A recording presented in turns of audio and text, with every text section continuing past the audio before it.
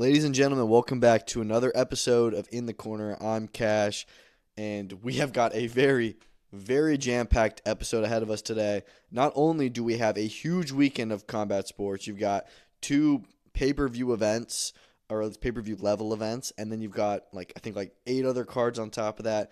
But we've also had so many news and announcements over the last few days, and we're going to start there, actually. Before we get into Shakur versus Teofimo, that's when we're going to talk about first, and we'll talk about UFC 325, Volk versus Diego Lopez 2. I'm going to give you my final predictions for all those fights. Before we do that, let's talk about Tyson Fury. Arslanbek Makhmudov has been officially announced. It's going to be taking place April 11th in the UK. We do not know where yet. I'm hoping a big stadium, probably the Manchester Stadium. It would be my best guess. I don't think that they would do it at Wembley, but I am thinking that they're going to do some kind of a big stadium. The most interesting part of this, it's on Netflix. It's not on DAZN. And there's a few things that are interesting about that. One, it's that while this is going to be a mega event, it's Tyson Fury. Anytime he fights, it's a huge occasion. This is not a mega fight. It's Tyson Fury in his comeback. There's not even a title on the line, and he's just fighting, a B tier heavyweight. It's not like he's fighting Anthony Joshua. And this is the first Netflix main event that we haven't had two A-sides to the card. Jake Paul, Mike Tyson, Jake Paul, Anthony Joshua, Canelo Crawford, Katie Taylor, Amanda Serrano. Every card they've done, the main event has been two superstars on both sides of that equation, equal in their superstardom. That's not the case here anymore. So it is interesting. Maybe DAZN is trying to get, or Netflix is trying to get more interested in boxing, more involved on every level. I mean, this is still a big event, but it's going to be a ring card, of course. Frank Warren has nothing to do with it, he said. Not really. I think they reposted it on their story. That's it. That's mainly because they're not on DAZN and they're exclusive to DAZN. And that's another thing is that we have to ask the question, okay, DAZN just raised all their prices specifically, mainly for Turkey events, and now this is a card that probably should have been on DAZN Ultimate, and it's now going to Netflix. How many cards are we going to get that don't get to be on this DAZN Ultimate where we were promised 12 pay-per-views a year? It's early. We do have one a month so far, January and February. There are 2 pay-per-views scheduled, but we do not know yet for the rest of the year, or even March or April, if we're going to get a card, and I would hope so. But, moving on from there, we also do have Anthony Joshua. Not seeing a lot of news, but I just saw that he, finally released a statement, a little message about what happened to his friends. Not to say, finally, he needed to do it earlier, but or even that he's necessarily is required to, but it just shows that he's, come out a little bit more and ready to talk about it and just try and move past it. But I thought it was a really nice message, just saying that he's going to try and help out their families and live on their legacy, and do what they would have wanted and help them accomplish their dreams, even if they're not here anymore. And I just thought that was great.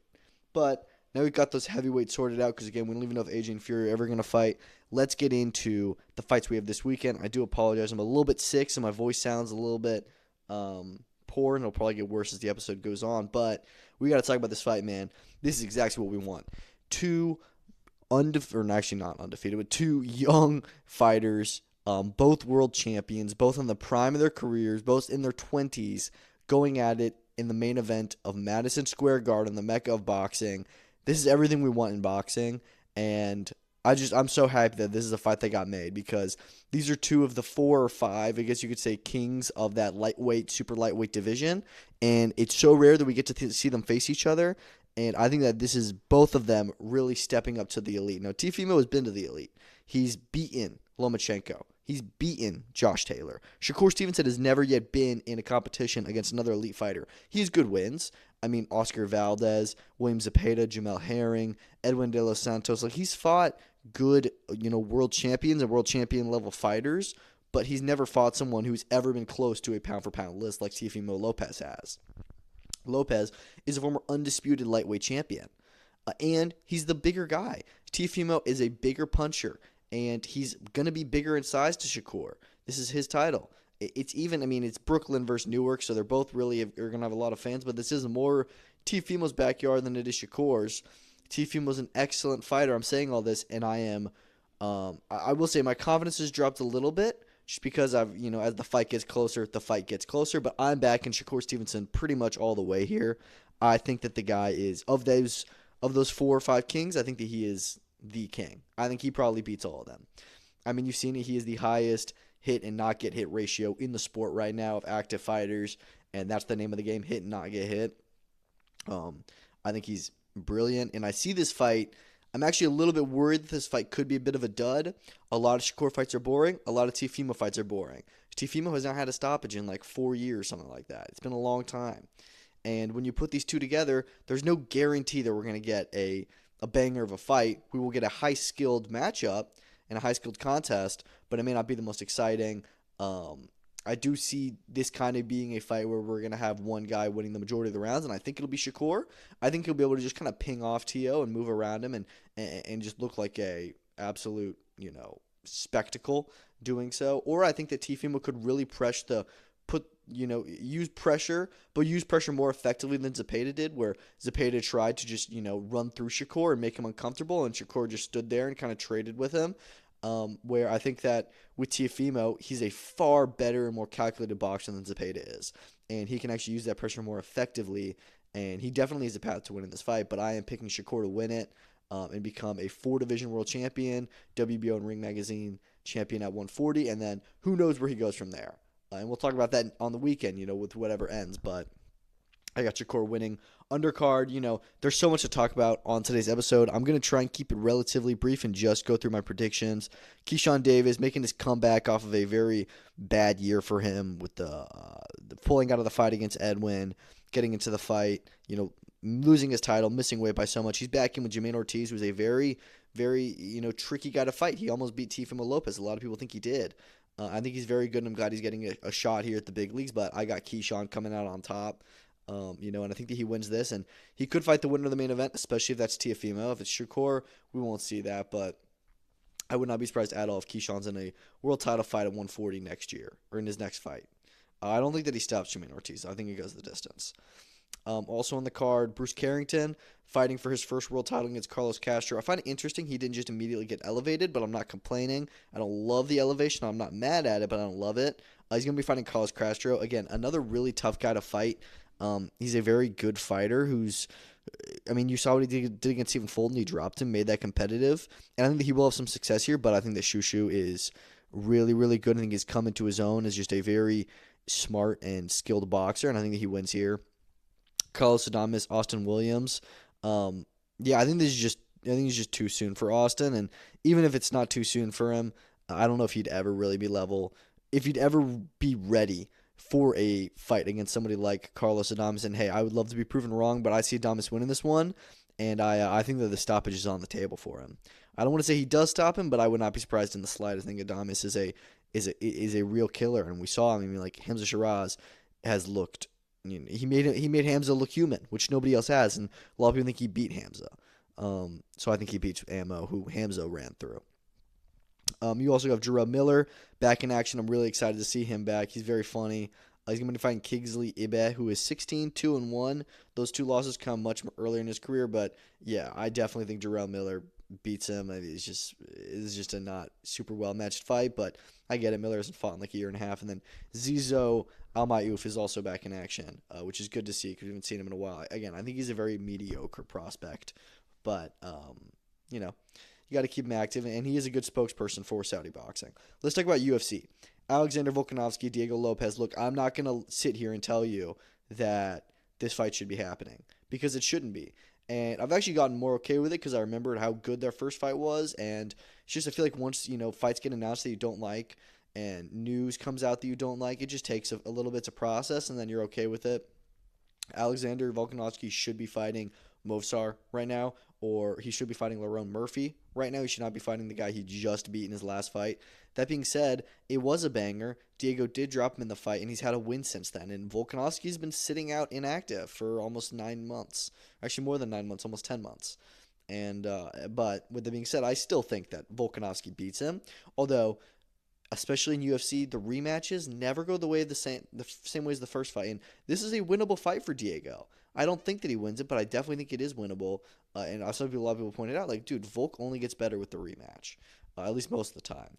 So if he's able to, learn some stuff because he did not have a perfect performance the first time around, he may be the guy who can perform better. I think that Diego needs to just come in both more calculated with what he's doing, but also he needs to make sure that he goes in for the kill because he's not winning a decision against Volkanovski. He won't be able to outpoint him. If he's going to win, it needs to be by finish, and I don't think he'll be able to do that. So I think Volk wins. Co-main event, Dan Hooker, Benoit Saint Denis.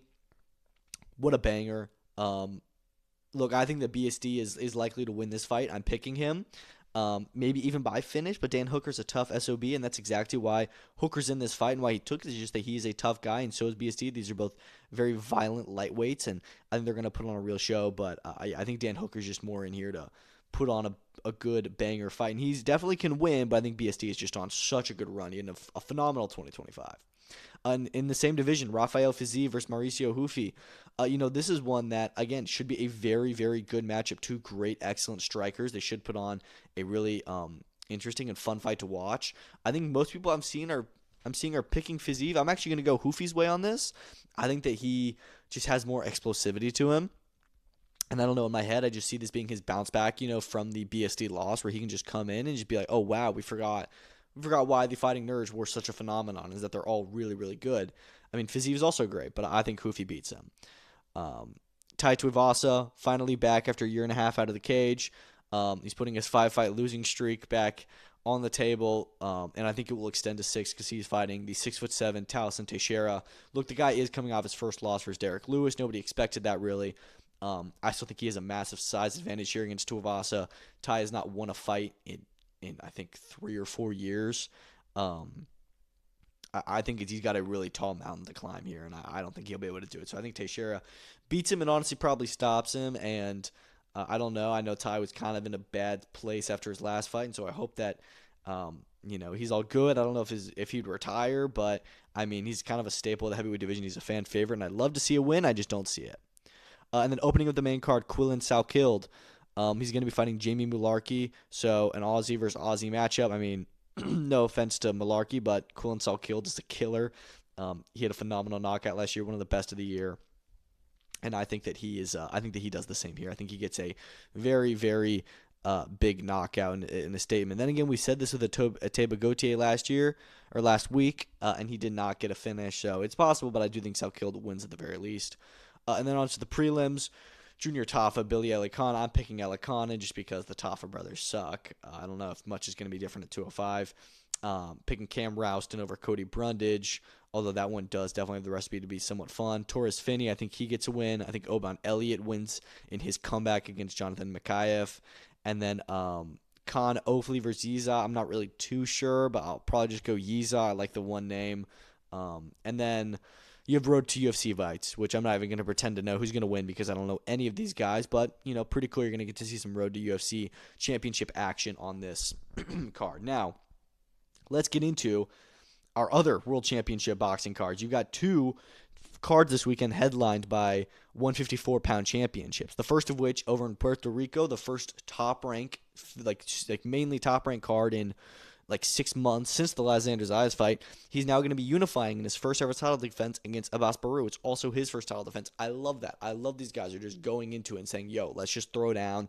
Who cares about defending your title against nobody? We know that Top Rank wanted to have this fight be Xander Zayas versus Giovanni Santillan, who's on the undercard. Zayas said, no, I want to unify against Baraou. It was going to be Tellez. And then he said, okay, fine, give me Baraou. And I think that a lot of people are sleeping on Abass Baraou in this fight. I think Xander Zayas beats him, don't get me wrong. But I think Baraou is really good, and I think that he'll put in a very good performance, and I hope he wins a few rounds and gives Zayas a good test. But Xander Zayas has such a bright future. I think he's only 22, 23. He's so young, and he's already a world champion, and he's going to come out on here unified champion, the only guy at 154 to hold 2 belts right now. You're going to have to start putting some respect on his name. And then also, like I said, on the undercard, Giovanni Santillan back against Courtney Pennington, who's on a 5-fight losing streak, so I think we know what happens there. Rohan Polanco, co-main event. He's fighting Christian Gomez, who's lost 4 of his last 5. Again, I think we know what happens there. And then Yuri Cedeno fighting Atundi Michael William, who lost 2 of his last 2 fights. I think we know what happens there. So not the best matchmaking overall, but it is what it is. This is what you see in boxing. I really want a better fight for Polanco. I mean, he's a top 10 welterweight. He could go into a world title fight very quickly, hopefully this year. I think he's such a good talent, and I hope he does get a big shot this year. I just hope Top Rank can deliver and get him an actual good fight. moving over into the UK, first UK card since. Is this the first UK card of the year? It is. It is the first big UK card of the year. That's actually wild because I know we were meant to have Moses Talma last week and that didn't happen. I didn't realize. Yeah, this is the first big British card of the year. First British card since when Callum Simpson fought. I think that is. I think that was the last one we had. Wow, that is insane. Over a month since you've had big boxing in the UK, and it's back now as Josh Kelly's going to challenge Bakhram Murtazaliev for the IBF Super Welterweight Championship. Look, I don't want to shit on Josh Kelly here, but I feel like all the Brits are really getting behind him to win this fight. And look, it is possible, but I do not think that he beats Bakhram. I mean, Bakhram is an absolute monster. I think that he is the boogeyman of the super welterweight division, and I give a lot of props to Josh Kelly for going into this fight. But and he's the A side here, so I get all the promotions behind him. The fans are going to be there for him. But he's not beating Bakhram. I'm sorry, I just don't see it. I think that Bakhram is. You saw what he did to Tim Tszyu, and say what you will about Tim Tszyu now, but at the time, Tim Tszyu was like the second best 154-pounder in the world, we all thought. So I think Bakhram beats him. I think he actually probably stops him in the later rounds. And then he goes on and he has a lot of options. Somebody else, maybe he'll do a title defense. Maybe he'll unify. I feel like he's a guy that he's going to have to just go in and try and defend his against mandatories because nobody else will fight him. It's taken him a year and a half to get another fight. We know that Josh Kelly's already signed to fight Boots if he wins this. If Josh Kelly loses, then maybe Boots could fight Bakhram. Bakhram could fight Xander Zayas. We know nobody's afraid of him. Who knows? But yeah, it's a good fight, and I think Bakhram beats him. Also on the card, the return of Alif Turhan. She's fighting Taylor Jensen. No offense to Taylor Jensen, but Turhan is on an absolute tear. She is quickly becoming the biggest phenomenon in women's boxing, in my opinion. Like, she's just an absolute powerhouse, and I think she tears through Jensen yet again in the first defense of her championship, which she just won last month. Sorry, I don't know why that took me so long to get right. And then Josh Padley is challenging for the European Super Featherweight Championship against Jaoud Belmedi. I'm sure I'm butchering that. We'll see. I mean, Belmedi is 23, 2-3. I'm sure Padley's a decent favorite, but I don't know, dude. Padley did not impress me a whole lot against Reese Bellotti, so this is not necessarily a 100% winnable fight for him. So we'll see. We'll see if he gets it done. Leo Atang back in action as well, so excited to see him. And then also in the UK, you also have the Boxer card, first BBC show of the new year, which is also on DAZN. So it looks like Boxer has signed a deal with DAZN. They talked about, we have another pay-per-view broadcast partner we're going to be announcing. DAZN is a pay-per-view model, or can be. They do have pay-per-views, but none of Boxer's shows will be on there, I guess is what they meant. It's going to be on DAZN worldwide, including the UK, which I think is pretty cool. And if I'm BBC, I'm definitely a little bit like, all right, what the hell? We do know the BBC deal was meant to only be for four shows a year. This is their third show in the last 3 months. So maybe after one show from here, it will just be exclusively on DAZN. I think it's pretty cool they're able to broadcast it on two different channels, if you will. But yeah, no more Adam Azim. No more Azim versus Lemos, which is really disappointing. They did still keep the card on, moved it to the copper box, which I think was a good call, and I'm glad they're able to get everyone staying active. You got Fran Hennessy in the main event now against Eli Boutel, who's also undefeated. This is an eliminator for the WBC bantamweight title. I mean, that's pretty good, and so Fran Hennessy is a pretty good fighter. I see her winning this, definitely. Just not super excited about it. Don't care too much.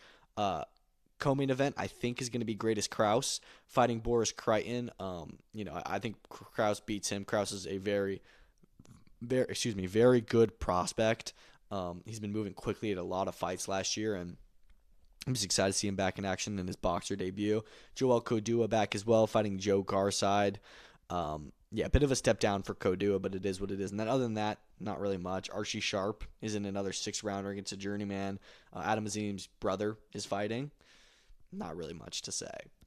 Outside of honestly, this whole card is just pretty weak. And that is what it is with the Boxer BBC shows, but hopefully with DAZN, a little bit better. I don't know. All right, Zuffa Boxing too. There's just so many fights this weekend. This one's on Sunday, which I actually quite like. Sunday boxing, and it is far better than the first Zuffa Boxing card, in my opinion. Main event, Jose Valenzuela, Diego Torres. Torres 22-1. Valenzuela's lost 3 of his last 5 fights. And I want to pick Valenzuela here, and because I don't know too much about Torres, but I mean, just when you look at it, I mean, 19 knockouts in those 22 wins. His only loss comes to Raymond Muratalla, who, as we saw last week, is a pretty good fighter. So I'm actually going to go Diego Torres on this fight. And maybe I'm totally wrong. I don't know. I really am kind of on the fence because I feel like all the promotions behind Valenzuela and everyone's kind of picking him, and he had such a good win against Pitbull, but he looked terrible against Russell. That was almost a year ago.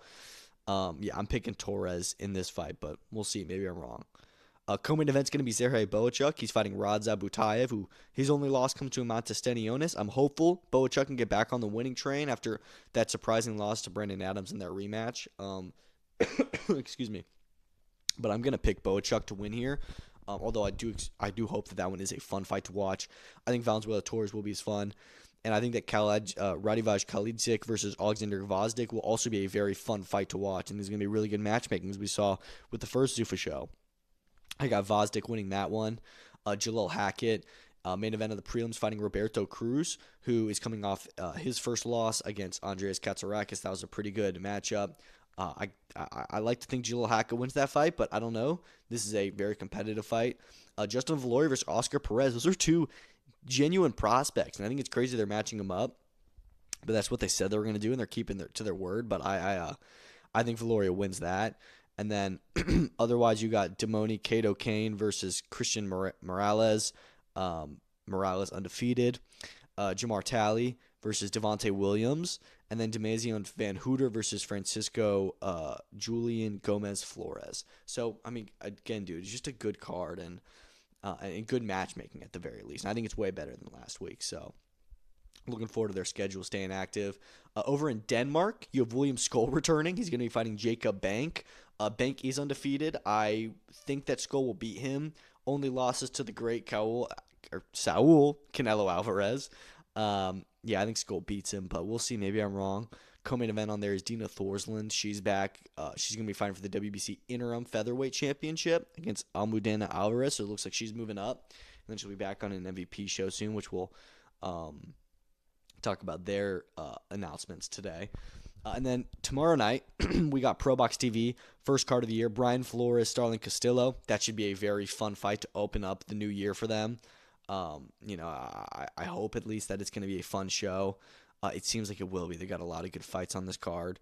I mean, Brian Flores, he's the guy who kind of got robbed against Lindolfo Delgado, in my opinion.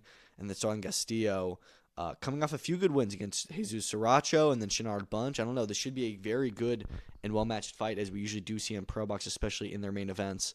Suleiman Sagawa, he's back. He's fighting Rene Palacios, who is an undefeated 18-0-1 fighter. I want to pick Sagawa there, but, it's going to be a tough one. Francois Scarborough Jr., I believe in his first 10-rounder. Jordan White back after his, last loss against Rene Tejas Hiron. You got Elijah Flores on here fighting Thanjay Teasley, who's also undefeated. And then a lot of other good prospects like Benjamin Johnson and Jordan Roach and David Whitmire. Should be a good one. And then lastly, the first card of the week actually is going to be tomorrow as well. It's going to be in Moscow as the IBA Pro has their first event of the year. IBA Pro 14, headlined by Murad Khalidov versus Jose Lartuete.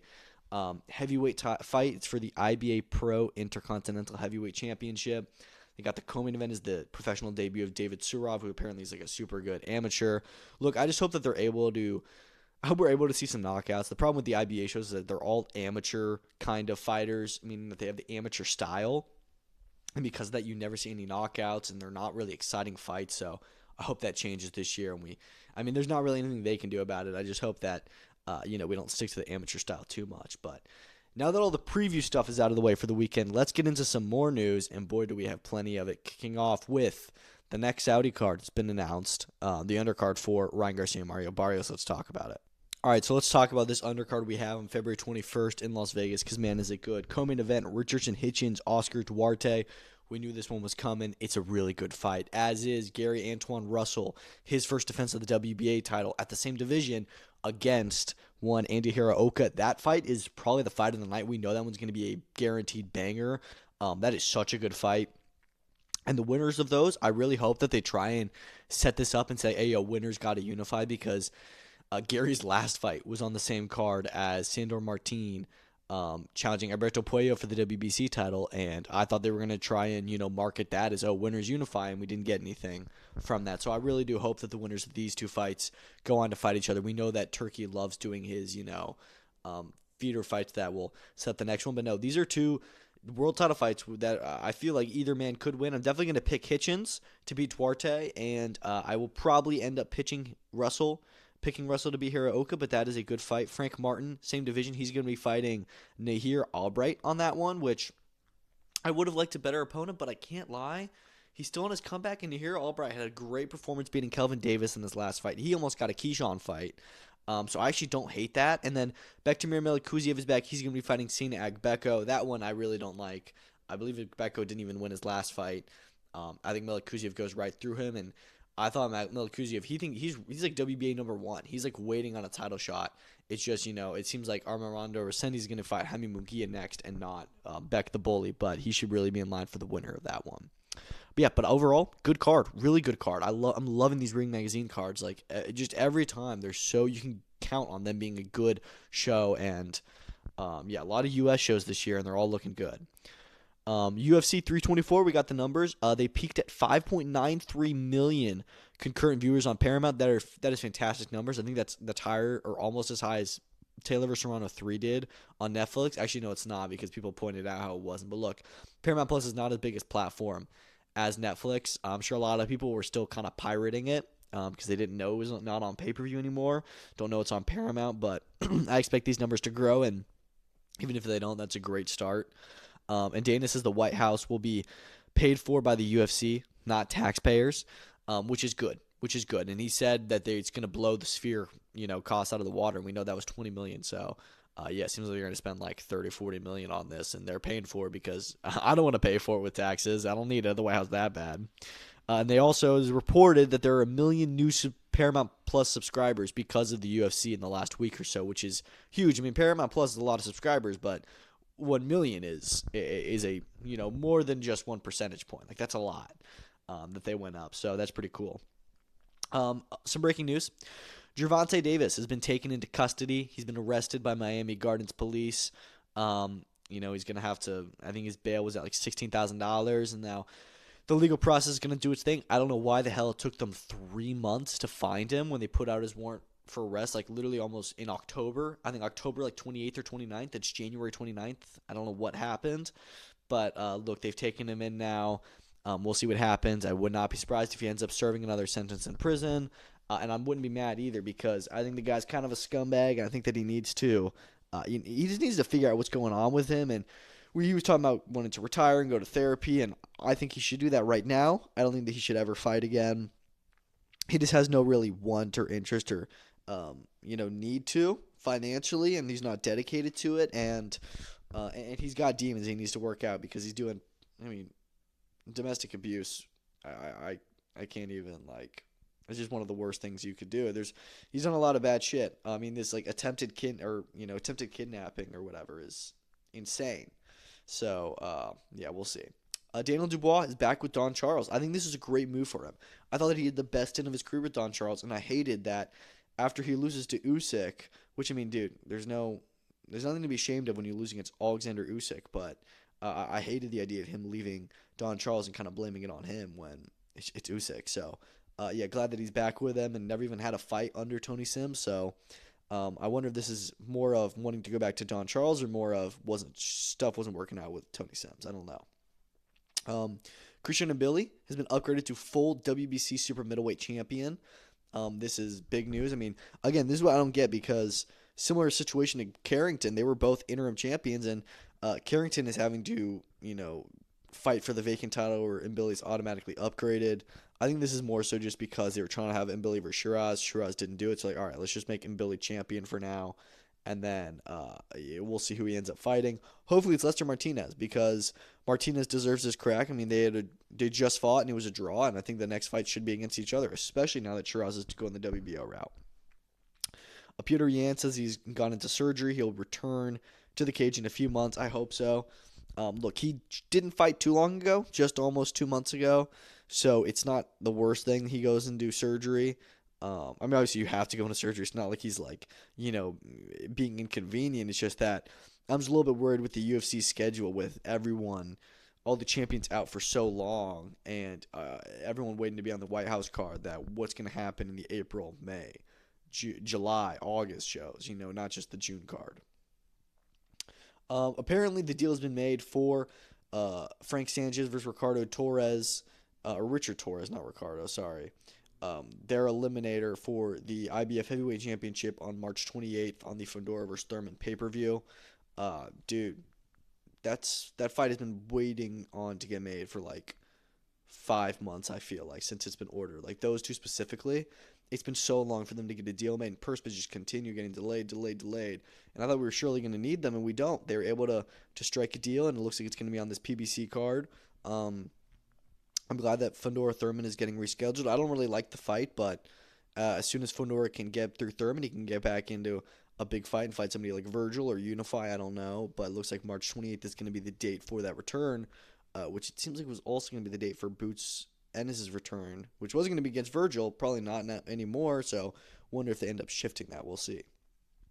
The Zuffa Paramount deal has been reported to be worth $100 million, which honestly, I mean, when you look at the UFC at 7.7, it's not as much, obviously, but it's also, Zuffa Boxing was not a company before this, so $100 million is not bad at all. $100 million for 5 years, 12 cards a year, which is what we heard. And then also apparently Edwin De Los Santos is signed with them, which I love for him because that guy has been struggling to get a fight for so long. And he's the exact kind of person who should be with Zuffa, because they're like, look, dude, like the boxing world has kind of screwed you over.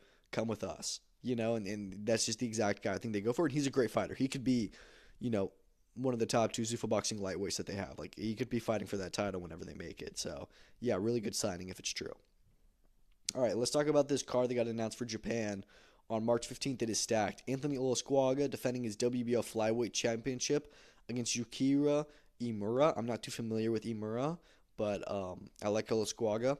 Co-main event is going to be Nonito Donaire. He's not giving up. He's right back into WBA Bantamweight Final Eliminator against Riku Masuda, which I think is a great fight. Donaire is coming off a close loss to Seiya Tsutsumi, which I was not expecting at all. I thought he was going to get blown out of the water.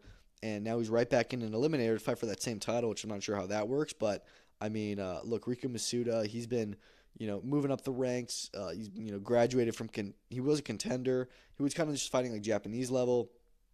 Then he beat Jose Calderon or Cervantes in his last fight. And now here he's in a title eliminator team against Nonito Donaire. So it's a good fight. And then you also have knockout CP Freshmart. First defense of his WBC Light Flyweight Championship against Shokichi Iwata. Iwata was, of course, I believe the WBO champion of that division. Wait, was he a flyweight, actually? Because he fought... that was 108. For some reason, I thought that Santiago was at 108, or it was at 112. But no, that was a 108 fight, yeah. Yeah, that's a good fight. I think he probably beats him. And then Ryusei Matsumoto and Yuni Takada are running back there. WBA regular minimum weight championship, remember last time? Ended due to like a headbutt or something. And Matsumoto won the fight in like the 5th round via technical decision. Don't know there's a lot of reason to go back to it. I can't remember if it was competitive or not, but it is what it is. So you got that rematch on the card as well. But overall, 4 title fights, or at least title level fights, and some kind of title implications, and I like it. It should be a good show. I mean, the Japan cards are always so stacked, so I'm really excited for that one. I just hope that there's an actual U.S. broadcaster for that event. It's one of the main things I miss about the Top Rank ESPN era, is we always got those fights. Jimmy TKV, rumors of him fighting Johnny Fisher. That's no longer happening, as we know that the plan was for them to go ahead and they were going to fight on a Matchroom show, was being rumored, on March 7th, until found out that Boxer is having a March 7th show as well at the Royal Albert Hall, and then TKV will instead be defending his British title there against one Richard Riakporhe. I think that's a much better fight. And I'm surprised that's the fight. I mean, like, dude, TKV is taking that's a big step up, or, because Riakporhe is a guy who's been at world level and is now at heavyweight, and he hasn't been at world level as a heavyweight, but yeah, I think that's a big step up for TKV, but I like it. I think it's a good fight for him, and it's winnable, but it's definitely more competitive than the Fisher fight is, because I thought he was going to blow Fisher out of the water, but yeah, I really like that. And I mean, yeah, I'm really liking Jimmy TKB taking these fights. Now look, Jake Paul, his MVP has launched another signing spree. They signed 6 fighters today. I'll go through them. Miranda Reyes, who's 8-3-1, is a super featherweight. I believe that she's ranked. She's probably the signing I'm least excited about. Elise Soto, who's 10-0, 9 KOs. I thought she was already signed with them, but apparently she's not. But yeah, I mean, 90% knockout ratio as a woman is very impressive. Julie Polka, who is a Misfits champion, but look, she's getting too good for Misfits. Now it looks like she's going to be coming over into the pro scene. I love that, and MVP snatching a Misfits fighter is interesting. Current IBF and IBO super welterweight champion O'Shea Jones from Overtime Boxing, OTX, as is Tiara Brown, who is the featherweight world champion for the WBC. Both of them are Overtime fighters, but I think OTX may have dissolved as an actual like brand with events and fighters, which sucks because they were out of Atlanta, and I live in Atlanta, and that would have been, sick. I loved going to their events. I went to like 5 of their cards over the last like 2 years, and I don't know. They haven't put on an event in almost 6 months or so, and haven't heard of anything new. In fact, they've stopped posting, except for like reposting like Julia's bio and stuff like that. But yeah, excuse me. But yeah, a lot of good signings that they have got. Oh, and Liana Cruz as well, who is, I believe she's mandatory to fight for a world title at 115. Also an overtime fighter. So snatches up 2 world champions and a Misfits fighter. A lot of really good fighters coming through in women's boxing, and MVP's got all of them. The only thing I'm worried about is, are they going to be able to keep all of these fighters active? They have such a big roster with the women, and they just don't have that many events. They just don't have that strong of a schedule. They have no events announced as of yet. I thought the announcement they were hyping up today was going to be the announcement of their first card in the UK, as we know that's coming. Maybe that's coming this week still, as it is said there were announcements this week, but these could be all the announcements. I don't know, but yeah, I mean, with the roster they have, they need to be doing monthly events. And I don't know if that's just the prospects or the fight nights or what, but it don't have to be Netflix level, but they just need to keep all these fighters active, and they've got such a good schedule, or roster, and they need a good schedule for that roster. And a surprising but very welcome and, long-awaited news, the PFL has introduced their own ranking system. So they've got top 10s for every division as well as pound for pound. I'm not really going to go through the rankings. You can go look them up, but I thought that was, very good that they finally done that. They announced some fights for the Pittsburgh card today, and they've got, the rankings on the poster. And, it really seems like they're just fully trying to now adopt to the UFC kind of system of doing things instead of their old tournament ways, and I love that. A lot of good decisions coming from them. And then speaking of the PFL, former Bellator champion Patchy Mix has been released from the UFC, and nobody knew about it. Apparently he's been released for a few weeks since his last loss in October. Had a 2-fight losing streak there, and surprised they cut him. Maybe it was because he came in so arrogant, like, yeah, I'm going to be the champ really quick, and then came in and just got squashed by Mario Batista and then lost to an unranked guy. And so they're like, oh, man, this guy's not at all what we thought he was. So I think they could have given him a little bit more of a chance, but, it's the fight game. It's a tough game. And yeah, so he's out, but he's going to be returning on Risen 52 or Ryzen in March. So, I mean, yeah, good for him to at least stay fighting, and maybe he'll one day end up back there. So he's going to move to featherweight, which is probably a good decision. But, yeah, it's interesting. Lorenzo Hunt is now going to be facing Dave Mundell, as Yoel Romero is out of Knucklemania 6. I'm glad Mundell's going to get to be on this card. He's, like, regardless, he was, like, pound-for-pound number 1 in bare knuckle. And he's just not been he's not been active. These two were meant to fight in November. That didn't end up happening, and I think that Hunt versus Romero is not as good of an actual fight as Hunt versus Mundell is. That was a more winnable fight for Hunt was. This is a tougher fight now, but look, it is what it is, and I think it's a very, very solid replacement opponent for Yoel Romero, who is injured. They also announced that March 21st in Newcastle, you're going to get Mick Terrell back in action. He's going to be fighting Ghost McFarlane, and the co-main event is going to be Gary Fox versus James Lilly, which I believe is for like a UK title. So good little doubleheader there for their Newcastle fight night, their first event to the UK of the year, and they got some good cards lined up. There's rumors that Golden Boy is going to be on this Swerve Fast channel, similar to how Top Rank does their events on Tubi and stuff like that. I think that's BS. I saw Swerve post, which I've never heard of. I don't know if they're even a real thing, but Golden Boy also said the other day that they're still negotiating with DAZN and still negotiating about boots versus Ortiz, so I don't think it's fully over. the possibility of them renewing, but it is definitely an interesting time.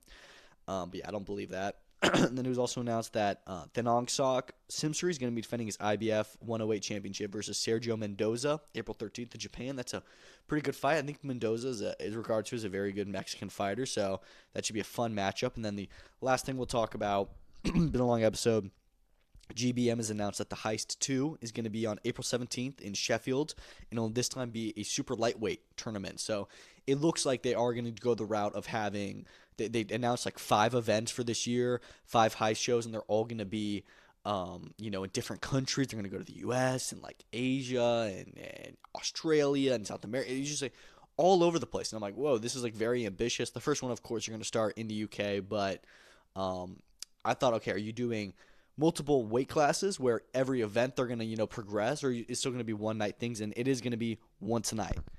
One weight class. They're all going to fight like 3 times that night. And I think that's probably a good idea because it worked so well in November. And look, 140 makes a lot of sense. So there's a lot of good fighters in that division. I already saw them hinting that Ben Crocker could be there, which makes a lot of sense. He's a GBM fighter. But yeah, I mean, or maybe was it Tiernan and Bradley? I don't know because they both fought, but they're probably both in it. I don't know. But yeah, that's all I've got for today. Thank y'all so much for listening. I hope you all enjoy the fights this weekend. It is going to be such a big weekend. There's a lot to talk about. I tried to go through it quickly. I think Shakur is going to put on a fantastic performance. I think it's just going to be a good fight, and I think they're both going to look good. And then it's a big night for boxing. It really is the first big fight of the year. And then UFC 325, back-to-back numbered events. Volkanovski, I think he's going to remain and still against Diego Lopez in the rematch. And then hopefully he fights the winner of Movsar versus Laura Murphy. But yeah, thank y'all for listening, and peace out.